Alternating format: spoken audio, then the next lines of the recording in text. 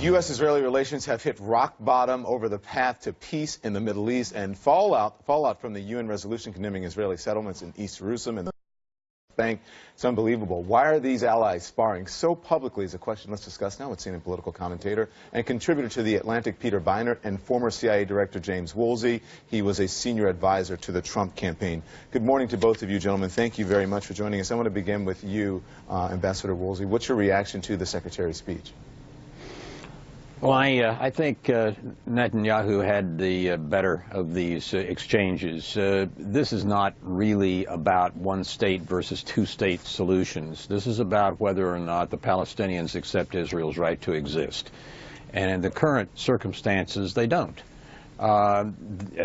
Israeli Arabs, that is Muslim usually, citizens of Israel, about 1/6 of the Israeli population, can go to bed at night without fear that someone's going to bash in their front door and kill them. They have their own members in the Knesset, they have Supreme Court justices, they have their own publications, they lead a very reasonable life, particularly for the Middle East. That sort of life is not possible for a Jew living in the West Bank governed by the Palestinians. They will be killed. If you even sell property to an Israeli, you'll get killed.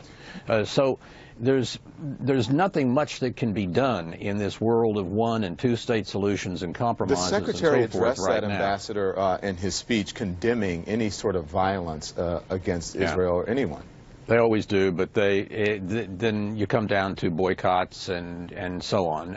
There's always an effort coming from the Palestinians to effectively get rid of Israel. They don't recognize its right to exist. So, Peter Beinart, to you, the question that Ambassador Woolsey brings up is an important one. Where is the Palestinian condemnation of this violence? We have seen Netanyahu in the past multiple times condemn any violence on the part of Israelis. Do we need to see more of that from Palestinian leaders?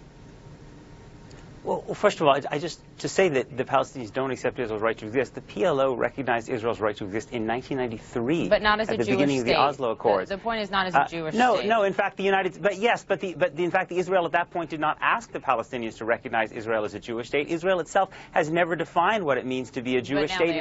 And the United States did not. The United States did not recognize Israel as a Jewish state. Egypt did not recognize Israel as a Jewish state when it made peace with it. This is a new request that Benjamin Netanyahu made that was not made by previous Israeli prime ministers, precisely because Benjamin Netanyahu is fundamentally hostile to the idea of a two-state solution. In 2014, he himself said there would be no circumstance, under any circumstance, could he envision Israel removing its troops from west of the Jordan River, which means the West Bank. I need to say one more thing, which is, well, I think this is nonsense. The claim that Palestinians, Jim, the claim that Palestinians would inevitably kill Jews in the West Bank. I have Jewish friends, Israelis, who live in the West Bank. It's frankly a racist claim to suggest that Palestinians would inherently kill Jews. Not if you read, some Palestinians commit terrorism, and many don't. Go ahead, Peter Beinart, to my question, though, does there need to be more from the Palestinian leaders in terms of condemning the violence? Absolutely. Yeah, look, there are lots. I think that was one thing they could do, for example. One thing they could do is stop. Just let Peter Beinart stop calling Haifa occupied Haifa. Let him finish his thought, Ambassador. Go ahead, Peter. Okay, actually, again, Mahmoud Abbas has repeatedly, again and again and again, accepted Israel's right to exist within the 67 lines, and in fact accepted the idea of land swaps in the West Bank too. Yes, there are tremendous problems with when any possibility comes up, such as the Clinton parameters back in the last days of the Clinton administration, which was a compromise. It was tough from Israel's point of view, but their Knesset accepted it, but the Palestinians would not. That was the last time we've had a real chance for a two-state solution. Well, actually, Israel accepted it, the Palestinians didn't, and they lie about it. The Palestinians lie about it all the time. Look, I could debate you on 2000, but we can go more recently. If you want to look at 2013, 2014, the Kerry negotiations, the Obama administration itself said the single biggest obstacle to an agreement in those negotiations were Israeli settlements. Mahmoud Abbas is inside the Clinton parameters today. Has Jim, nothing you keep on to say Jim, about you keep on interrupting. has nothing to say about any of this that is not pro-Palestinian. Sometimes it's quietly pro-Palestinian, sometimes it's blatantly so. To that point, let's listen to what Secretary... Gentlemen, hold on. Let's listen to what Secretary Kerry said about exactly that, condemning that violence in his speech yesterday.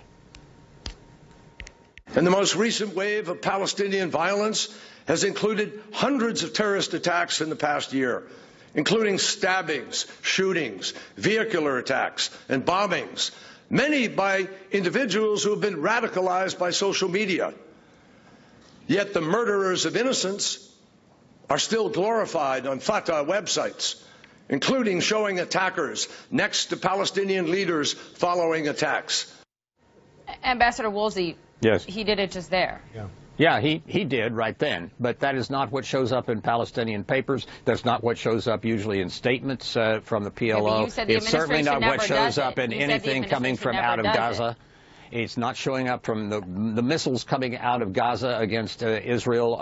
Don't carry flags saying, "Don't worry, we're in favor of a two-state solution." This is really nonsense. That the Palestinians do not accept Israel's right to exist, and they are now going at it through boycotts and divestments and so forth.